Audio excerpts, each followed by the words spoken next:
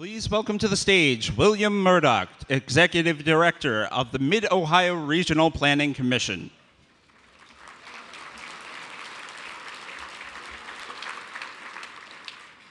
We know that Central Ohio's future depends on collaboration and leaders working together. But collaboration can't be done by just one person or one community. It takes everyone around the table: businesses, nonprofits, volunteers, communities, everyone.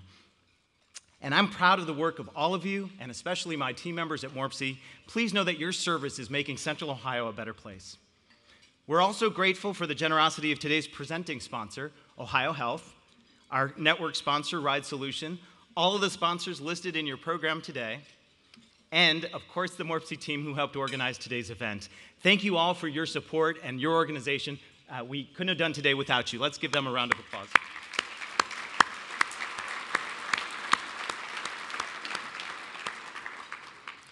So what is the state of the region? Well, I could rattle off well-deserved superlatives for Central Ohio. #1 region for opportunity, a top 7 intelligent community, examples from nearly every corner of the region to be proud of, not to mention a national championship, or 4 if you've been paying attention. But we're not ones to settle here in Central Ohio. Whether you ask Urban Meyer, Mayor Coleman, or Eric Phillips, they'd all agree Central Ohio has really high expectations, and we should. Our economy and our quality of life are strong. We're facing many of our challenges head on, and we're growing. Looking ahead towards 2050, we expect to add 500,000 people to the region, 300,000 jobs and households, and 1 million square feet of non-residential space. This growth presents an opportunity for us to get prepared today for our future, and that's what we're doing. Last year, MORPC, with our key partners at Columbus 2020 and ULI Columbus, kicked off a major public-private effort called Insight 2050. This is not a regional plan, but rather a strategic toolkit to create a common understanding of growth and its impacts. Phase 1 of Insight 2050 has ignited conversations all over Central Ohio. And with our partners, we've engaged many city councils, trustees, chambers, planning commissions, Rotary clubs, and we're not done yet. If you want us to come out, let us know. And Phase 2 kicks off today with tools focused with better information for the local level. With Insight 2050, we learned we're not only growing, but we're changing as a region, and our population will look very, very different. Stunning findings such as a doubling of those over 65 and 86% of new households without children. We can now objectively say that depending on how our growing community plans for these changes in demographics and preferences, could have really dramatic results for our economy, our infrastructure, our environment, and our health.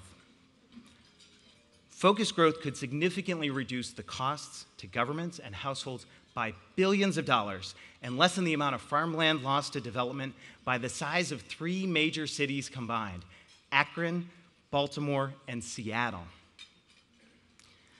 From the suburbs to downtown to our townships and county seats, we can keep Central Ohio competitive and avoid challenges of other growing regions, but only if we focus on the things Insight 2050 says save us dollars, things like strategic infill, redevelopment, walkability, a broader mix of housing and transportation options throughout the region.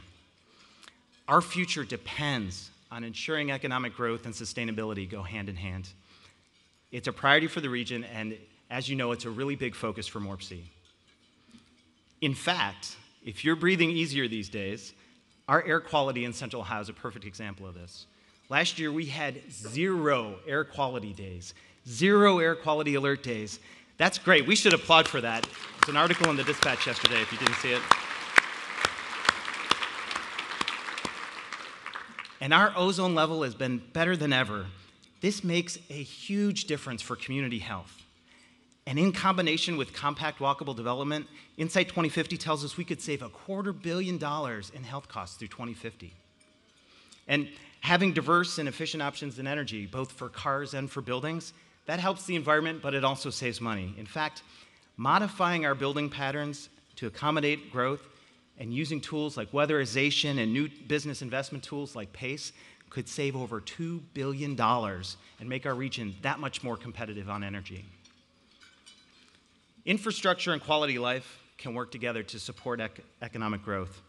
And we saw this when we studied the economic impact of our trail system in Central Ohio.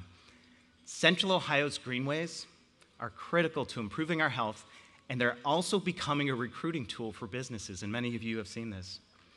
They're also a lot of fun, too, so much so that the 13 million miles we travel every year on our bikeways and trails is like riding your bike 500 times around the world. It's a lot. Trails, rails, highways, transit, sidewalks, safety. You know that MORPC is always focused on transportation. And together we can be proud of all the work that we've done in this region. Our congestion is low, our safety is improving, but we have high expectations and we aren't satisfied yet. We still lose too many loved ones to accidents. Many residents still struggle with the cost and ease of transportation. We don't yet have the transportation options a growing region like us needs to compete for workers and serve our seniors. And it's more challenging than ever to fund transportation projects, and not just for big ideas, but for basic maintenance. Innovation and collaboration have gone a long way, but at the end of the day, it still takes dollars. And that's why MORPC's been advocating for more resources and more flexibility for local governments and for a long-term funding solution at the state and federal level. It's important. Each year in Central Ohio, our roads accommodate 12 billion vehicle miles. That's a lot of road maintenance. But by growing in a more focused way, we've learned we could add 500,000 people to Central Ohio and still only have 12 billion vehicle miles traveled. That's impressive, and the savings from these commutes, more walking, and new transit investments could really add up. You know, too, that business leadership is important to how we grow and decide to invest in transportation. So we're working to retool our Ride Solutions program, and we're focusing more than ever on economic nodes from Polaris to Rickenbacker, because we know that connecting transportation to workforce is absolutely critical if we're going to succeed. Now, we also know that we have the nation's best university for planning and environment at Ohio State, and we work closely with them at MORPC. And last year, I asked a talented class where they were going after graduation, and many of them said, "Not here," because they want to live and work in places with more options to build their lives. Well, where do these students want to live? It's not Los Angeles, it's not New York, but places like Columbus, but with more options in transportation and housing. Places like Salt Lake City, Denver, Minneapolis. It's not about the weather or how big we are. It's about having more affordable, accessible, diverse options and investing in a high quality of life. And this is true whether we're recruiting young talent or trying to help those who struggle to make ends meet. This coming year is a really important one for our region's transportation future. MORPC, COTA, and Columbus have all kicked off major efforts which we think are reimagining how we move people and goods around the region. And as you'll see, 2015 could set in motion the way Central Ohio prepares for 2050. Let's take a look. Every day, we depend on our transportation system, whether it's getting to work by car or bus, biking to the store, walking here, flying there, or simply moving freight. Transportation is at the forefront of a high quality of life for Central Ohio. Join the transportation conversation. We want to understand your aspirations and priorities for our community. There are 3 ways to share your thoughts and ideas. The Mid-Ohio Regional Planning Commission's 2040 Metropolitan Transportation Plan is a 20-year plan with strategies and projects needed to enhance our regional transportation system. It determines how federal transportation funding is spent to improve roadways, transit, freight, bikeways, and pedestrian facilities. The 2040 Metropolitan Plan also reviews land use options and forecasts how we plan to grow. Feeding into this comprehensive plan, COTA's NextGen will identify what our public transportation system must accomplish in the coming decades to ensure Central Ohioans have access to quality jobs, housing, education, and services. Connect Columbus will define the city's future of transportation by providing the rules for alternative means of travel. Connect Columbus will improve safety, reduce congestion, assist children and the elderly while simultaneously promoting economic development, fitness, and environmental responsibility. 3 great plans to help Central Ohio develop a world-class transportation system. Visit one website and connect to all 3 plans. Join the conversation.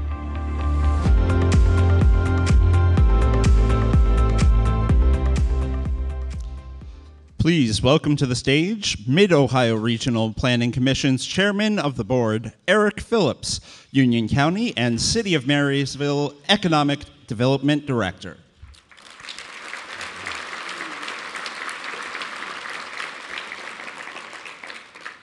Thank you, William, for those opening remarks and for introducing us to these 3 converging efforts to keep Central Ohio's transportation options advancing. This is an exhilarating time to be envisioning what our region needs for a vibrant economy that also focuses on sustainability. Central Ohio's economic engine is focused and accelerating, and from this we know that no one entity can exist alone. Our success is directly linked to our ability to mobilize resources, integrate plans, and execute attainable results. I am proud to address this great assembly today, including elected officials, dedicated members, and our private partners. I would now like to ask all of our elected officials to please stand and be recognized. We thank you for your personal commitment to public service and for your role in strengthening our region's economic success. Please stand.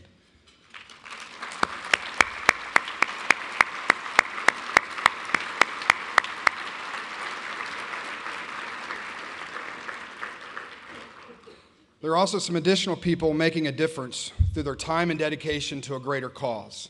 Our MORPC team works with each of you to strengthen the region's collaborative initiatives. I would like the MORPC team, all of you, to stand, do not be embarrassed, please stand, and be recognized for this outstanding work.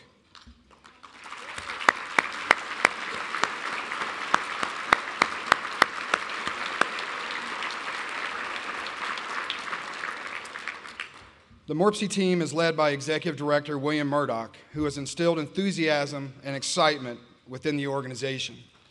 They have embraced the effort to find better ways to partner and support Ohio's fastest growing region, where rural, suburban, and urban environments can coexist and thrive, where factors critical to economic growth are incorporated into planning efforts. Last year, we addressed 51 members in a 12-county area. Today, we are addressing 60 members in a 15-county area. We thank our commission members for coming together on critical issues and opportunities to advance our region. I would now like to ask all of our Mid-Ohio Regional Planning Commission members to please stand and be recognized.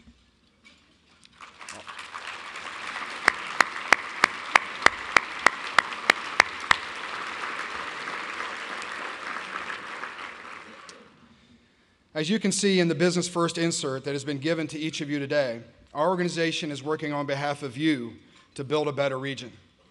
From securing grants and funds for such projects as the I-270 US 23 and the I-270 US 33, or implementing Insight 2050, or fostering development of Rickenbacker, or partnering with various entities to ensure the revitalization of Wineland Park, or overseeing numerous weatherization and housing projects in our neighborhoods, or moreover, being the convener for the region on numerous issues, MORPC has a definitive role in expanding our region's economic opportunities. Whether you are a leader, a resident, or a company located in a township, village, city, or county in our 15-county region, every day MORPC, through its collective and collaborative voice, is promoting and supporting the growth and development of one of the most dynamic regions, not only in the Midwest, but in our country. I think that deserves a round of applause, too.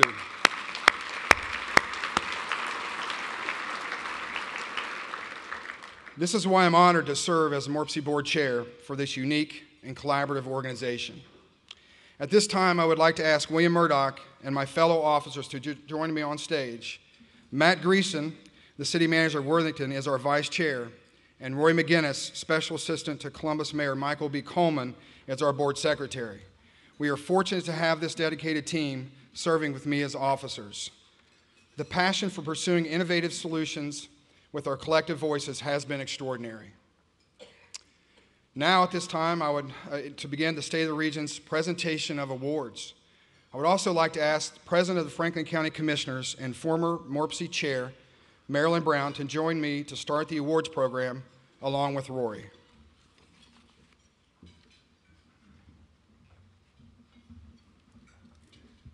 Thank you. The first of our 3 distinguished awards to be presented is the Regional Leadership Award. The Regional Leadership Award recognizes individuals in our 15-county region who make extraordinary efforts for the future of our communities. This award represents MORPC's dedication to addressing issues that transcend community boundaries and encourages visionary thinking. Before we announce this year's winner of the Regional Leadership Award, let's recognize all of our outstanding nominees on the screen. Please join me in recognizing these nominees.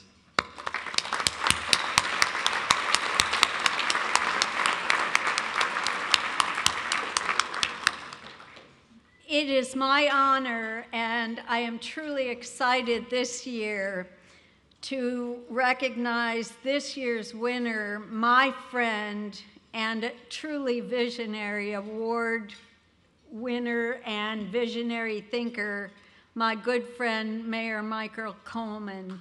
Please come on up, Mayor.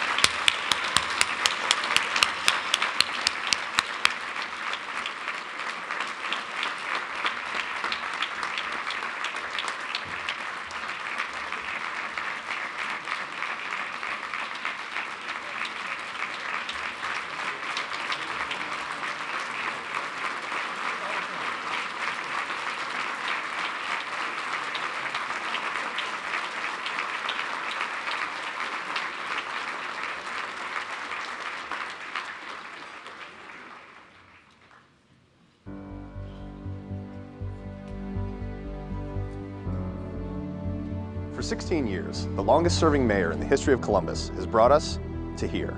Here is sustainability. And environmental responsibility. Here is the 15th largest city in the nation. Protected with the Central Ohio Green Pact and redefined with the JET Task Force. Here is a AAA credit rating. Here is a river and trails. Here is an impact left for the next 100 years. How did here grow by tens of thousands of jobs and billions of dollars in investments in our neighborhoods and new developments? By leadership. By leadership. By leadership. And the longest serving incumbent African-American mayor among U.S. cities has it. And he left it for us. Thank you, Mayor Coleman. Thank you, Mayor Coleman. Now we will take it from here.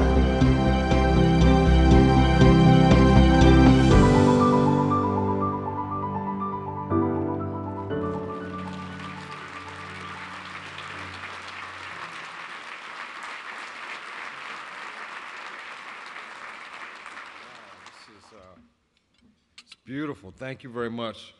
Rory, could you hold that? Sure. Thank you.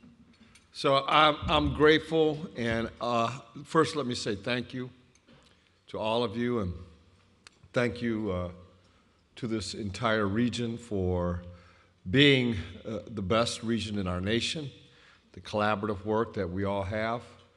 You know, I stand up here and I remember almost 20 years ago when I gave the keynote speech at MORPC. It was maybe my worst speech ever in life. It was too long, too boring, and even I fell asleep. But I'll just make this real brief. Thanks, and I'm very grateful. And everybody always asks what I'm going to do next. And I'm going to tell you. I'm going to get an earring and a tattoo. And then I'm going to go out and get a real job. Move from my dream job to a real job. So as I move on to other things, to see this organization thrive, but more than the organization, the people and the institutions that are part of the organization, that are part of our Central Ohio area, that's what needs to thrive. And so the collaboration needs to work and continue to work. So as I move on, the only things I have to offer is to say a couple of things, not as long as 20 years ago, but more, do more, and be smarter in the process. And so things are moving in the right direction. And I think we need to have more of a pedestrian environment in our urban core, more reliance upon mass transit. We have to get to that light rail at some point in our community.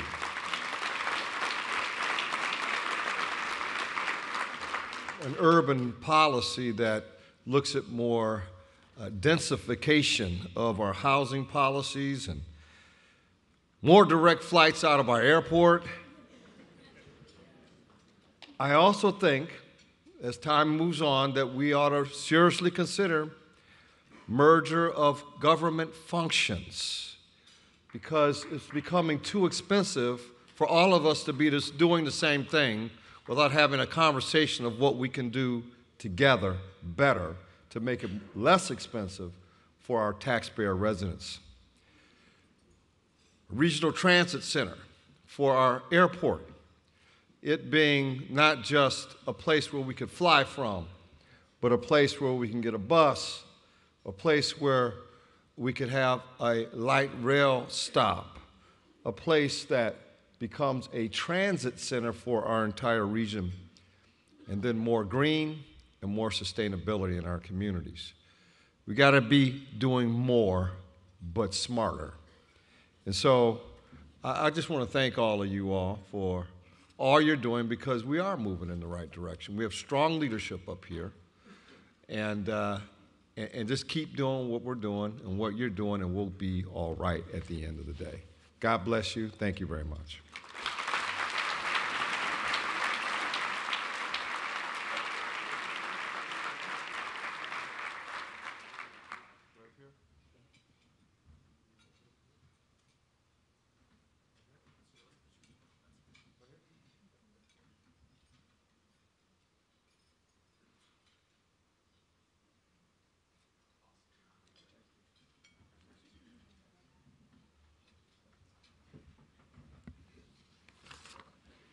Our next award is the William H. Anderson Excellence in Public Service. This award recognizes a past or present board member who has made a significant contribution to MORPC, the community, and our Central Ohio region. The winner this year is Marcia Grigsby, the past city manager of the City of Dublin. Marcia, please join us on the stage.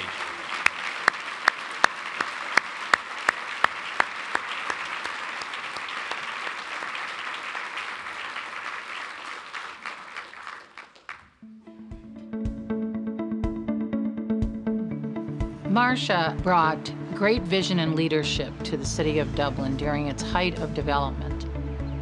Marcia has been on the administrative board as well as the commission board, and I think that she's been very instrumental in talking to them about how their money can help the communities more effectively in building the infrastructure. There's a significant level of respect for her and what she accomplished in both of her roles at the City of Dublin. Over the years, we've been able to benefit from those skills that she brought to the City of Dublin and apply those to the MORPC board. A few years ago, when we started working internally at ODOT to rebuild the I-217-33 interchange, we realized that we had a lot of issues. The biggest issue, of course, was there was no money. The City of Dublin, led by Marcia, just stepped up. They brought in MORPC, and between ODOT, MORPC, and the City of Dublin, we were able to fund this project and actually advanced it by several years. Marcia's leadership was integral to the fact that we have a project right now and we are getting ready to break ground on it.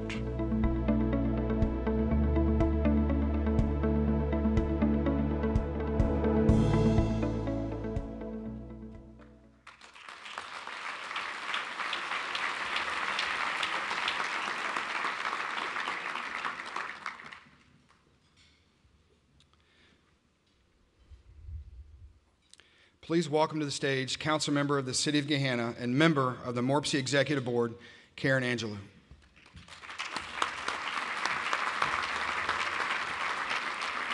Thank you, Eric. Good afternoon. I have the honor of presenting our final award today, which is the William C. Habig Collaborative Award. This honor represents outstanding efforts and innovation in creating partnerships and sharing of resources. This award captures the dedication to collaboration of Bill Habig, who served as MORPC's executive director for over 30 years. Please join me in congratulating all of the nominees that are listed on the screens.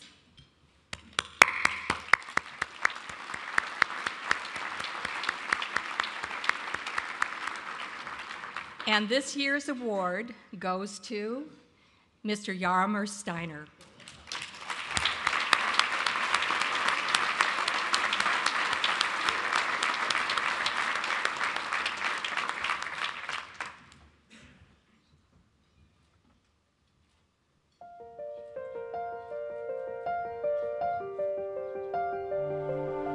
Coming together is a beginning.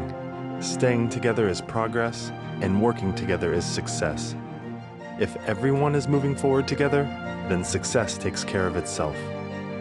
Teamwork is the ability to work together toward a common vision, the ability to direct individual accomplishments toward organizational objectives.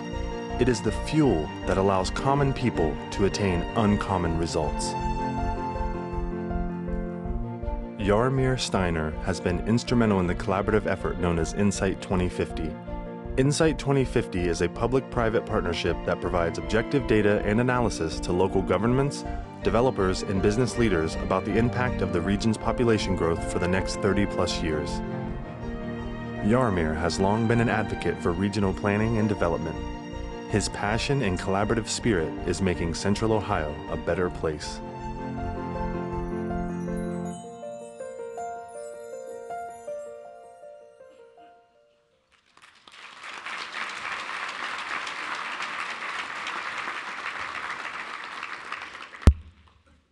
Well, contrary to the mayor, I did not know to prepare a speech. So thank you for the award, and I'm very proud to be part of Central Ohio. Our keynote speaker, Jeff, was asking me, what is different here?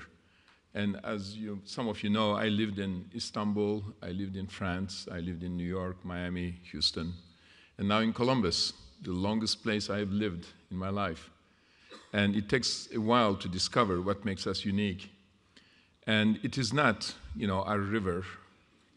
It is not our ocean. It is not our mountains. But it's really the can-do spirit of the community and a very strong sense of strategic thinking. We think before we do things, we are clear about our objectives, we are focused, and I know that if you are in this room, in one way or another, in your area of expertise, you are part of that strategic thinking in this community and making things happen. And I want, obviously, to thank our mayor, and I'm very sorry that we're going to see him go, but my daughter is very excited about the tattoo and the earring, because she has been trying to get that tattoo, and I said I will not pay for her college until, she graduates, if she gets a tattoo. But now the mayor, it's a problem. So, well, thank you again, all of you, and thank you, frankly, all of you who make this possible. And my main job in Insight 2050 was really to raise the public money for getting the matching federal funds. But anyway, thank you all.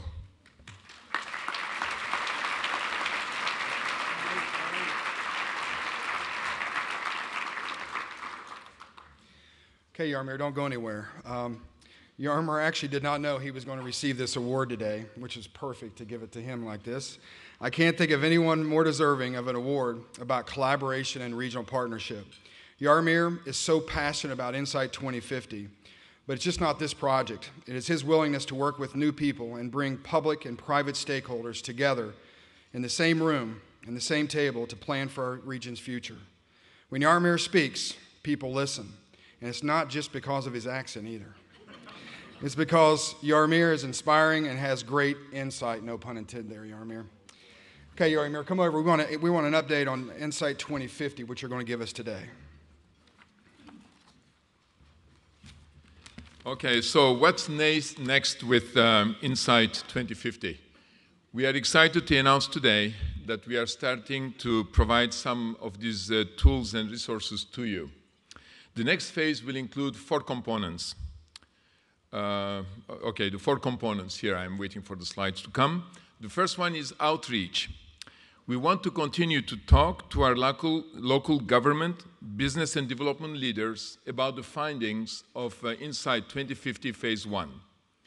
There are still some people who do not know what I'm talking about, like my neighbor, the General Markovits, head of the hospital system. So we gave him a quick summary, and please read that paper who was on your chair when you arrived to understand what 2050 Phase 1 is.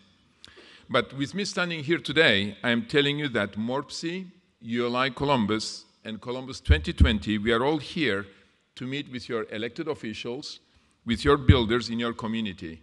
We are happy to give presentations, meet one-on-one, or hold a workshop. We are open to formal meetings in chambers. We are open to public meetings in churches or roundtables in bars. We work on weekdays or weekends. The second is peer learning. It's always helpful to know what other communities are doing who are similar to one another, based on their development patterns, their demographics, their geographic size. For example, Lancaster and Newark share commonalities which are very different from Dublin and New Albany. We are working on identifying peer communities in Central Ohio so that you can get together and learn from each other. The third area are the best practices. Imitation is the sincerest form of flattery. We are creating an online inventory of local and possibly relevant national examples and case studies that exemplify successful private-public developments. The fourth element is development resources. And last but certainly not least, we will create a first of its kind for the region, a map-based infill and redevelopment directory that illustrates vacant and underutilized land that could be used for development. I'm not sure it was clear when you saw the slide on the screen with 225 square miles. This is what it would take in Central Ohio to accommodate 500,000 people if we continue in the existing development patterns. But if we pick different ones, we can do it with no new land or maybe 10 square miles. So that's really important to understand all the land we have and how it can be developed. All of this will happen within the next year, and that's just the beginning. We'll look at continuing to bring additional tools to you, so keep checking on getinsight2050.org.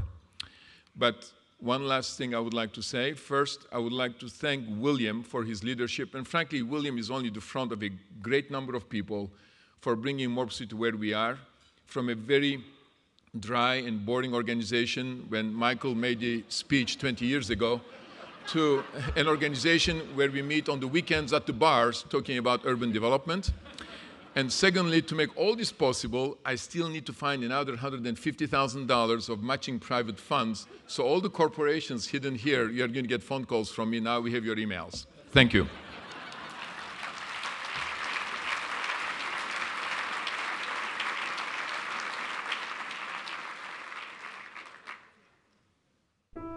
When two people connect, both are better for it. When a healthcare system 22,000 strong connects, we all benefit. We are Ohio Health, where one connection makes the difference between simply surviving a stroke and thriving after one. And another connection gives someone out of breath and nearly out of options new hope. It's how we find more ways to connect you to more doctors in more specialties wherever you need them, providing a lifeline for a lifetime. Because we connect better, you get better care. Ohio Health. Believe in we.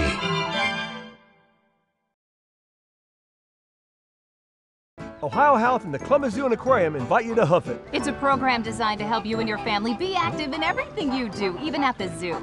Our physicians will lead walks and answer your health and wellness questions. So hoof it for your health at the zoo.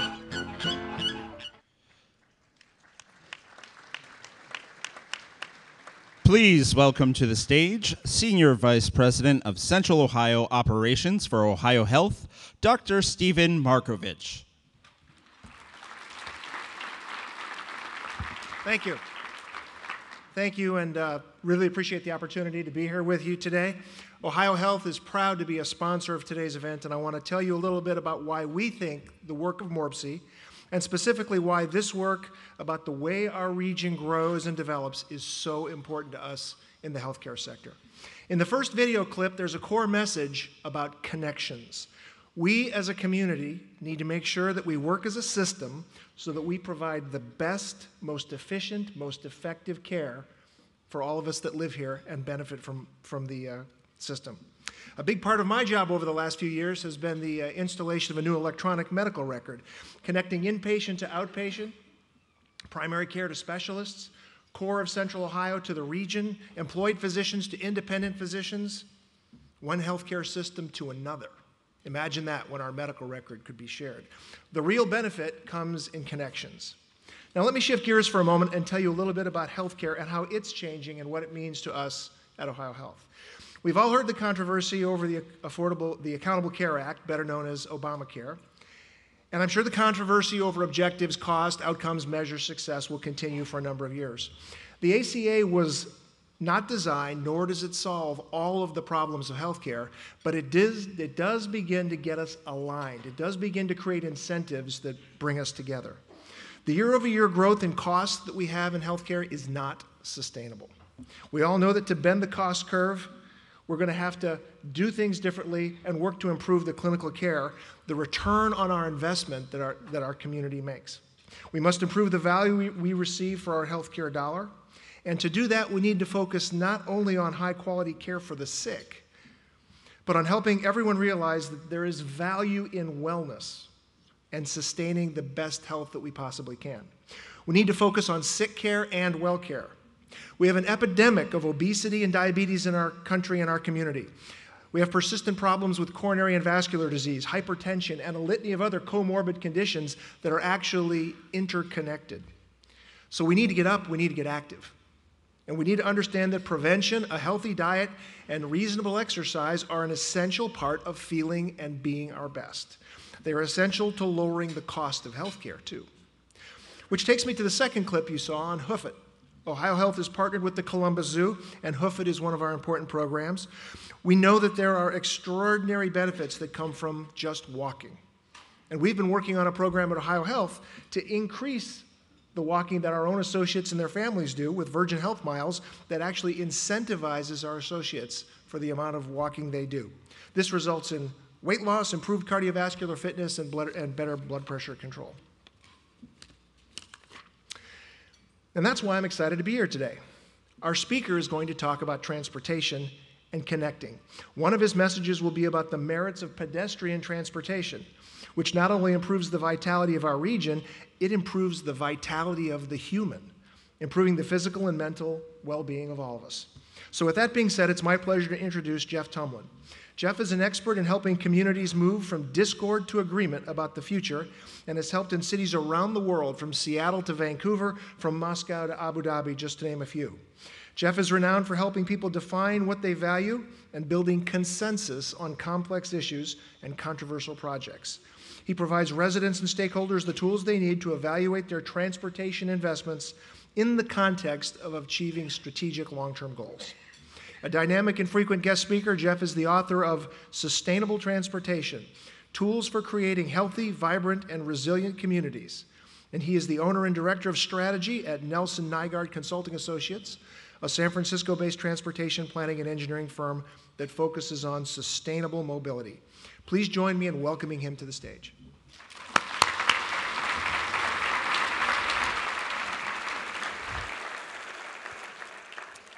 Thank you, Stephen, and thank you so much, Columbus, for the very warm welcome that I've received here today, and that my company in doing work on a couple of plans, the COTA Next Generation Project, as well as Connect Columbus.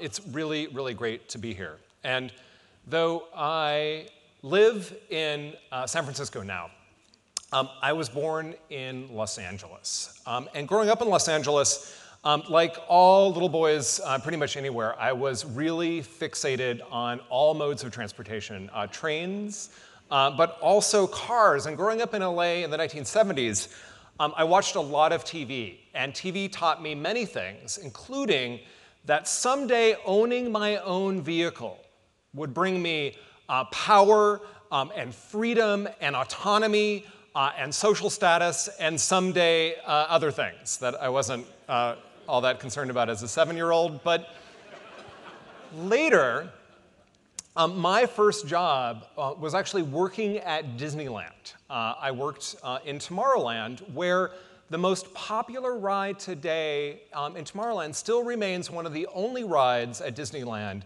that has unchanged since opening day in 1955, which is the Autopia ride.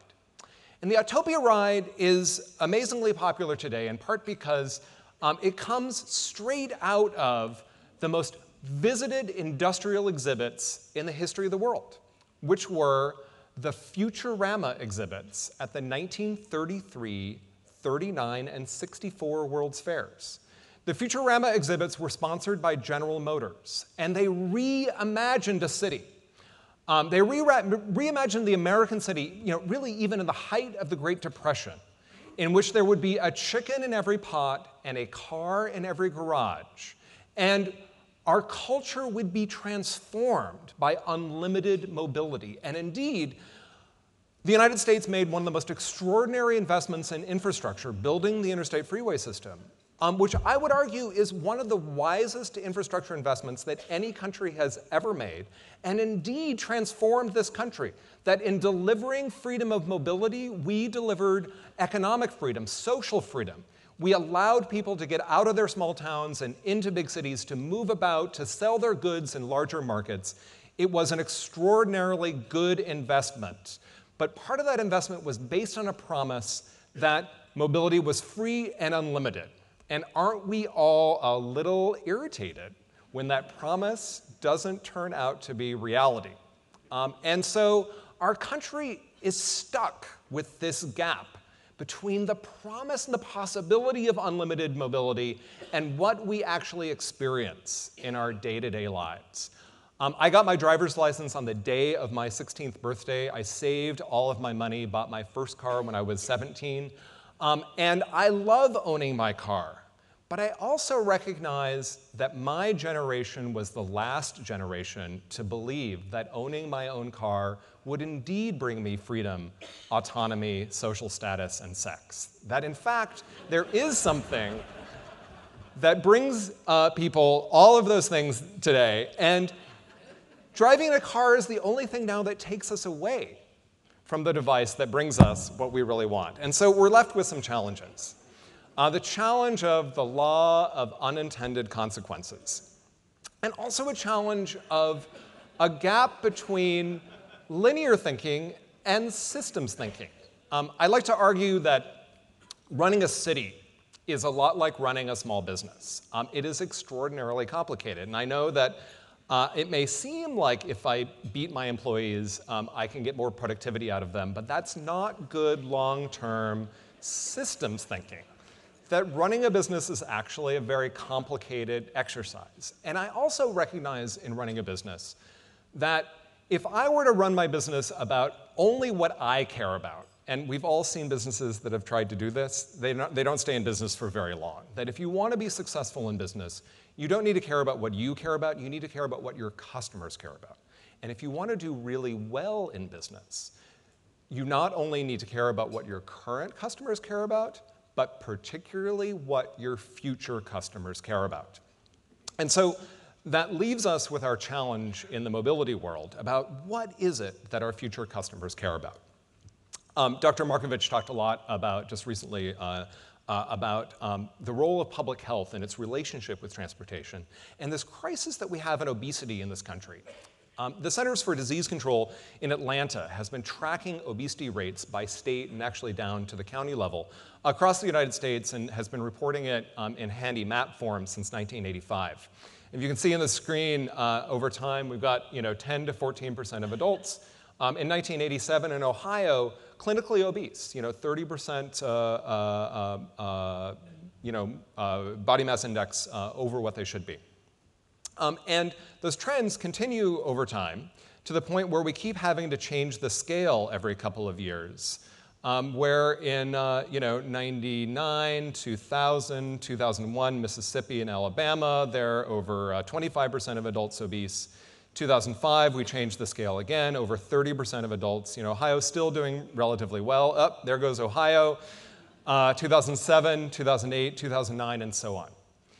This is one of the worst and most rapid epidemiological crises that any country has ever faced.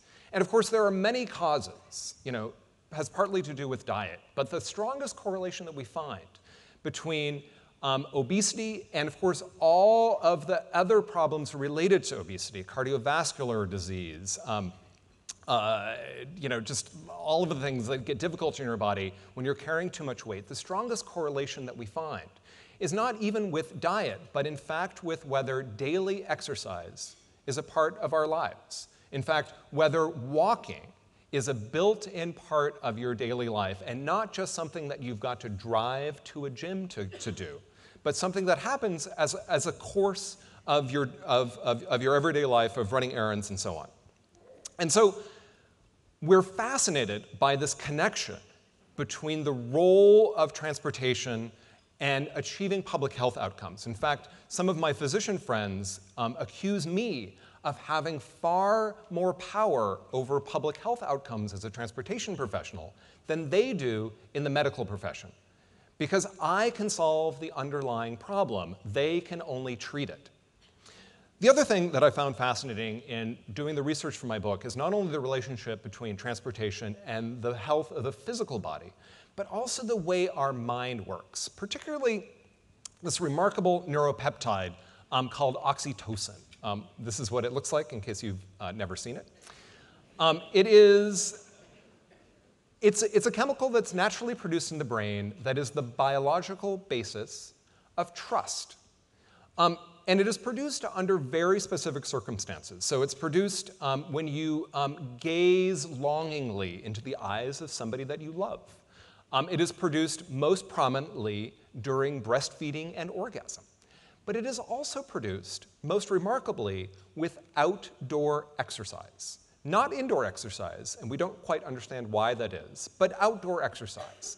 And we have all experienced this. You've been in a horrible, horrible argument with your spouse, or have had a terrible day at work, and you go outside, you go for a run, you go for a bike ride, you go for a swim, and suddenly the world is completely different. This is not the world changing. This is your brain chemistry changing, and your brain chemistry reacting to simple physical activity outdoors. We find, astonishingly, that when physical activity outdoors is built into our daily lives, that not only are we healthier, but we're more loving, we're more kind, we're more compassionate, we're more capable of thinking through the consequences of our actions and taking the long view. This is amazing results from simply changing the way we live. On the other hand, there is also a whole array of brain chemistry associated with being stuck in our cars. Now, the human being, we are social primates. We're designed to send and receive an immense amount of social information with people around us. We can walk down a crowded sidewalk and not run into people even though we don't have blinkers on our belts because we send subtle body language to give people some sense of our direction. And if we do bump into somebody, we don't have to turn around and issue a formal apology. You can sort of put up your hands or shrug your shoulders or tilt your head. There's 100 gestures that you can give that provide for social cohesion in complex environments. All of those social signals, however, that we rely upon in our daily social life space is shut down when we're traveling at 65 miles an hour surrounded by steel and glass. And so when somebody cuts you off on the road, your most primitive part of your brain kicks in that says, my physical health, my safety is being threatened, and my social status is being threatened, right? This person may have no idea that he's just cut you off, but you've gone into high alert and you're demanding some response. He doesn't know, there's no response. You couldn't even hear him if he was screaming an apology. And so your brain triggers a higher threat level. So what happens? Your muscles tense. The prefrontal cortex of the brain shuts down, the part of the brain that allows you to think through the consequences of your actions. If you're being chased by a saber-toothed tiger, the last thing that you want to do is to think through the consequences of your actions. You have to react. And so again, something that every single one of us who's ever been behind the wheel of a car has experienced is we have all done crazy, horrible, angry things behind the wheel of a car that we would never, ever do in any other part of our lives. We've all done this. It's horrible. And when these brain reactions get fired day after day after day, it actually changes the chemistry of your brain. Road rage is a clinical term. It changes the chemistry of your brain to make you more angry, less trustful, less capable of thinking through the consequences of your actions, and indeed less capable of participating in a democracy, which relies on us believing that we have something in common with our fellow people. This is a big problem. And a lot of it is rooted in the way we design our communities. I'm sure this is a lovely place to live. I'd love to have a backyard that big. But I know that if I'm living in this community, that it is illegal for me to be able to walk to get a quart of milk.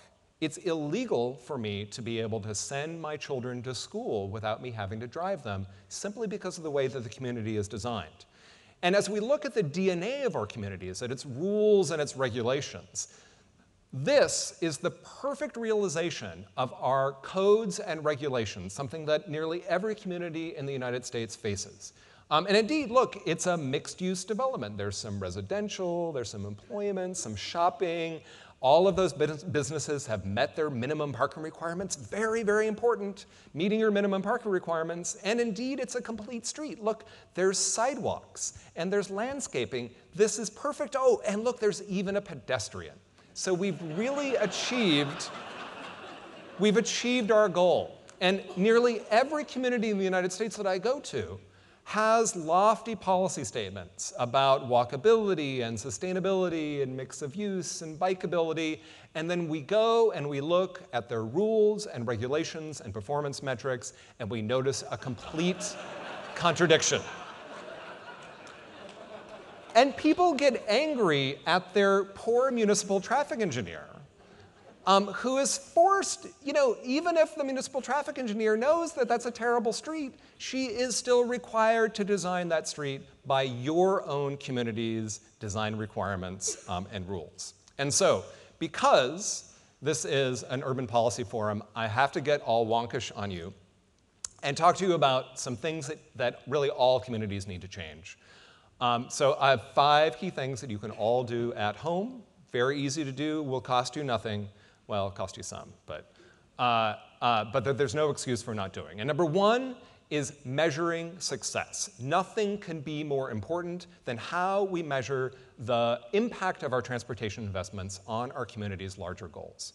Now, almost all cities in the United States fixate on this interesting metric called intersection level of service, or LOS. LOS measures the seconds of congestion-related delay that a motor vehicle experiences in the peak hour of the day.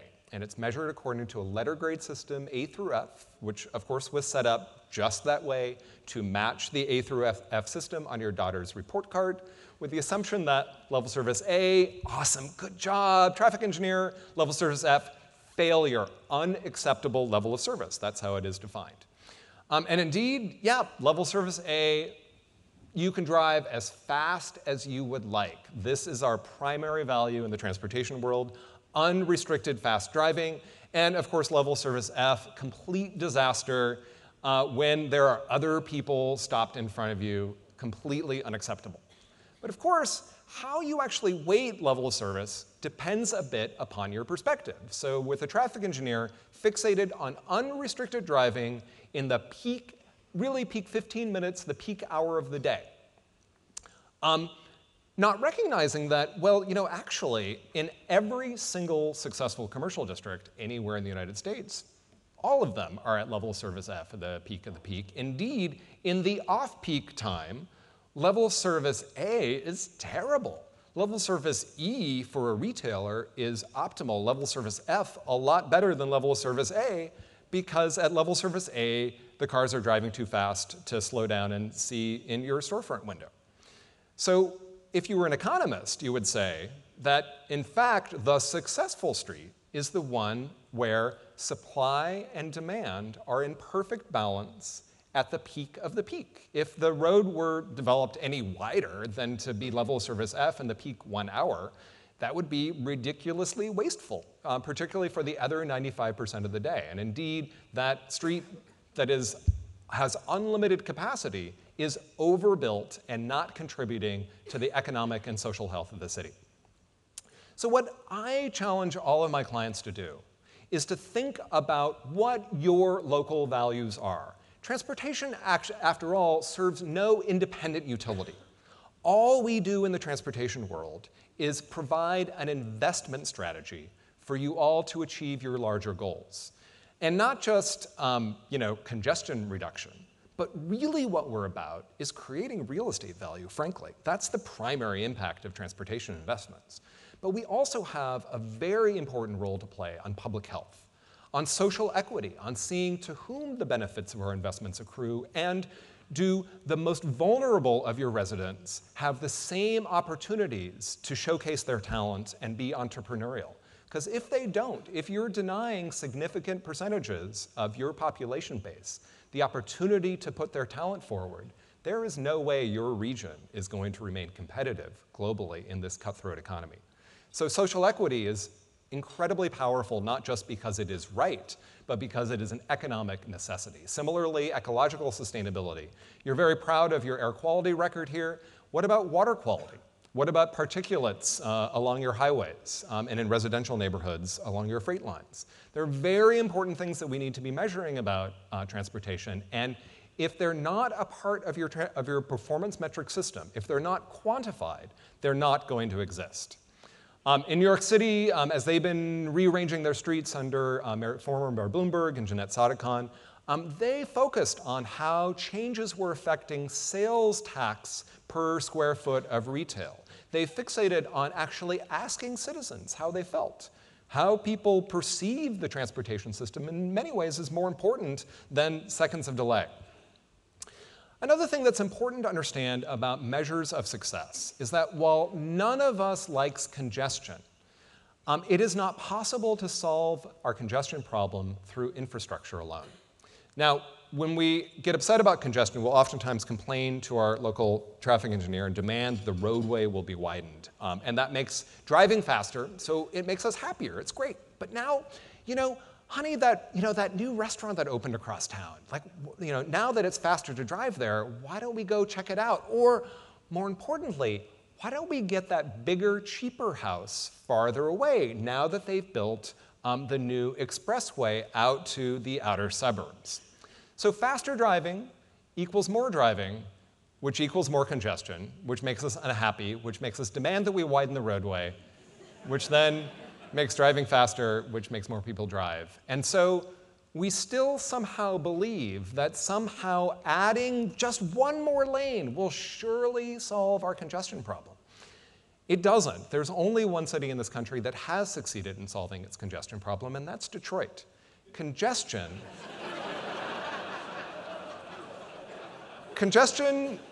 is an economic problem, not an infrastructure problem.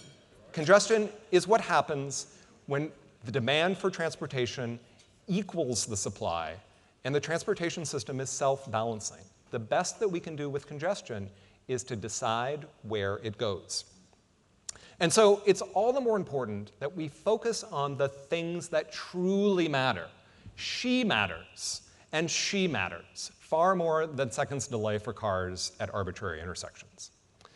Point number 2 is also incredibly important, and it is really the foundation of any good transportation system, and that is to make sure that the needs of daily life are within walking distance, and more importantly, to make that walk delightful. There is no excuse to not have an unrelentingly delightful pedestrian experience, and it's really a prerequisite for making not only walking work, but also transit, also parking for Main Street or for a downtown. And you're already doing that in this region. You understand the importance of walking, do more of it, and spread it everywhere. Point number 3, and this is particularly true if you are interested in attracting and retaining talented young people, and if you are interested in having suburban jurisdictions make the transition into an era of somewhat different market preferences about where people want to live and how they want to get around. And making a city attractive for cycling means focusing not on 28-year-old guys in Lycra, but on people like this. And what it really means is focusing on not the people where in the United States we've historically focused on, which is, that sort of 3 to 5 to 6% of Americans who are willing to put up with lousy striped bike lanes, next to high-speed traffic. But really, that 60% of Americans, and it's a consistent 60% no matter where we go and do the survey, of people who would really like to be able to bike and happily, bike someplace else, but demand separated facilities, demand path networks and separated bikeways and slow neighborhood streets in order to be able to really get off, out of their cars and on biking and use biking as part of their daily transportation. And indeed, in cities all over North America that are investing in these kinds of facilities, the results that we're seeing are far greater than any of us expected. Even in cities, again, like New York, dramatic increase in bike ridership, but also very interestingly, significant improvement in road safety for all users, and even more interestingly, big increases in local retail sales, something we never expected because cyclists can stop anywhere. They don't have to worry about parking, and it's very easy for them to do their shopping every day rather than going to the big mega store once a week or twice a month. Very interesting results in the United States as we're investing in these kinds of bike facilities. Point number 3 is to make transit fast, frequent, and reliable, but also dignified. And this is something where I'm so glad that this region is really waking up to the importance of making transit work, not just as something that is meeting the functional needs for people who have no other choice, but is a core element of your economic development strategy and your tools to attract and retain the most talented young people. As I said before, our attitudes as a society about the car have changed dramatically, and that the car is no longer an extension of our personal identity, but really more just a tool. And if you can make transit a more attractive opportunity so that I can do something better with my time, or if I were in France, the French know how to do this stuff right, because the French recognize that the secret of great cities is accommodating flirtation. And so buses in France, I kid you not, they know the importance of having floor-to-ceiling glass, and clear glass along the door and along the walls, so that you're a part of the urban promenade when you're on the bus, as much as you are on the sidewalk. And you can not only have the little flirtation, but you can also carry that flirtation on somewhere else because you can get off the bus, or you can meet somebody on the bus. The bus is sociable and productive space, not something that is demeaning and just a social service for those who have no other choice. And indeed, in many of the urban markets across the United States, the private sector is stepping in to recognize this.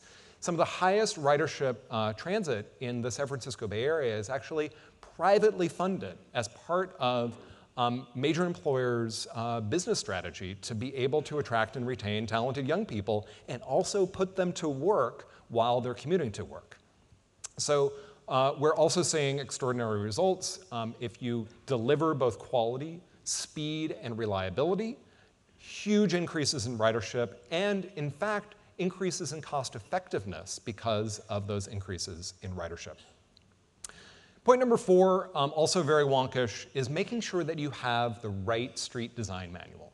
Still to this day in the United States, most approaches to urban street design are focused on techniques that are effective on rural highways. Techniques that make rural highways safe and effective are the opposite of techniques that make urban streets safe and effective. Extra wide lanes, sweeping turning radii, that's great for accommodating sleeping drivers, who are nodding off, on the interstate crossing rural Ohio. Does not work in your downtowns. In fact, narrower lanes, putting the trees close to the curb, tightening the radii are all shown not only to have improvements in safety, but also significant improvements in real estate value. The National Association of City Transportation Officials has recognized this problem, has 2 fantastic manuals out, both for bikeway design and for urban street design. All of your cities should simply adopt these manuals as your primary design guidance for urban streets in order to get that economic and safety benefit. And also to allow you to have better street design that accommodates walking and biking and transit, as well as experimentation to hone techniques in your communities. Turning forlorn, triangles of concrete into useful public plazas. These design manuals accommodate design techniques such as these. And finally, my 5th point is one of my favorites because parking is the topic where all of my clients exhibit the greatest cognitive dissonance. The first point to recognize is that we charge for parking not because we are evil, money-grubbing bastards, but because charging for parking is necessary in order to ensure that customers can find a space. That is the only reason you should charge for parking, is to be customer-friendly, which means putting the customer first, which means not having any parking meters that require that I have a form of payment that I don't have on my person. All parking meters need to accept credit cards and debit cards that actual humans carry with them, and also need to be able to call you up on your cell phone to ask if you want more time. Because right now, conventional parking meters force you to either be a dupe, like to guess, overpay and buy more time than you need, or to be a criminal, right? Where if you underguess how much time you need and you end up actually shopping more than you expected, you are literally criminalized for doing exactly what the retail district wants you to do, which is to stay longer and spend more money. This is bad policy. So, the other thing to recognize is that everywhere I go that complains that there's no place to park, there's always a ton of empty parking spaces. They're just hidden away someplace. It's always cheaper to invest in technology to help your motorists find the actual empty spaces than it is to build empty spaces. Empty spaces are incredibly expensive to build. Use technology to help people find them. Then, very importantly, set the right price. The right price for parking is the same as the right price for any other good or commodity in our society.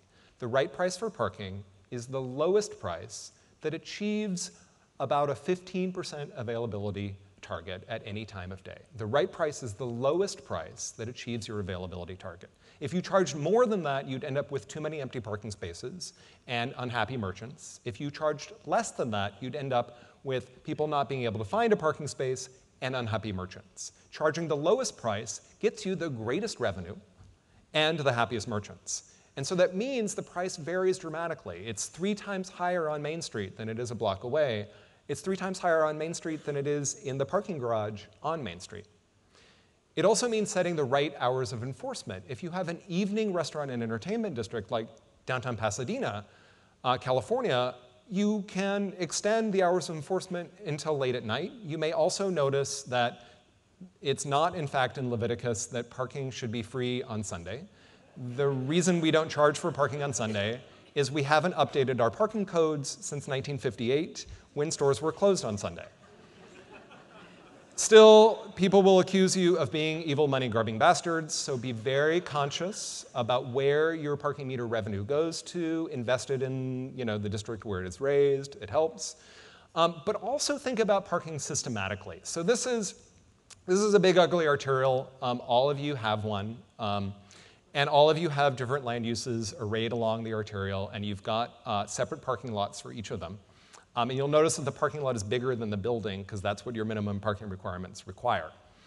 And then imagine a hypothetical trip. So this is much compressed, but it's many of our daily lives. So you drive your daughter to school, and that requires a parking space, and you go to work, and you park, and then you've got to take your daughter to soccer practice because she can't get across the arterial, and then you've got to go do some shopping, and then you pick your daughter up, and you go home. And obviously, much compressed, but this is how a lot of people live their lives. You'll notice that it's not only a lot of traffic, but a lot of turning movements off the big arterial that are disproportionately impacting congestion. Now instead, imagine you have that same arterial, and you lay in a grid of streets, and you align your buildings Main Street fashion along that grid of streets, and you have them share parking in the back. Now imagine that exact same trip where you drive your daughter to school, and you park, but now she can walk herself to school while you go to work, and she can get herself to soccer practice, and you can pick up your shopping on your lunch break, and you can meet at the car, and you can go home. And again, the absolute exact same trip, but with dramatically different results. Half of the parking, half of the land area, a quarter of the arterial trips, a sixth of the arterial turning movements, and less than a quarter of the vehicle miles traveled, or 4 times as much economic activity per traffic impact, simply by being smarter about organizing our development around the pedestrian rather than the car, and being smart about parking. So I'm really, really happy to be in your region, and I'm so glad that your region is continuing to hit above its weight class and outcompete many, many regions across the country who would love to have your advantages. You are also asking all of the right questions, some really, really difficult questions in the COTA NextGen project, in Connect Columbus, and particularly in Insight 2050. And as Yaromir said, one of the key strengths of this region is your ability to think strategically, to think ahead about what your future customers want. What is it that they're going to need? But I would argue that this region's success is not just about its strategic thinking, but also about, well, it really has to do with the title of the award that Yaromir just got, which is the Collaboration Award. Your region is capable of a level of collaboration that is unlike what we've seen in most of the rest of the country, particularly on the East and the West Coast. I think this is your key strength, is this combination of collaboration and strategic thinking. I salute your effort to think in this way and to take risks, to acknowledge the fantastic work that you've done, but also to recognize that your work is not yet done. Congratulations on your challenge, and I look forward to hearing more about your success. Thank you.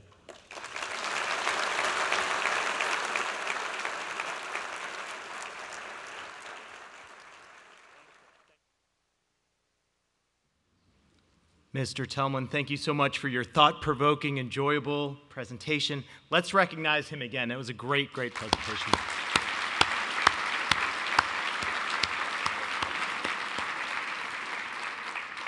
Well, on behalf of our MORPC team, the 60 local governments, all of the partners that we have here at the table today, our award winners, we just can't thank you enough for being a part of today's conversation.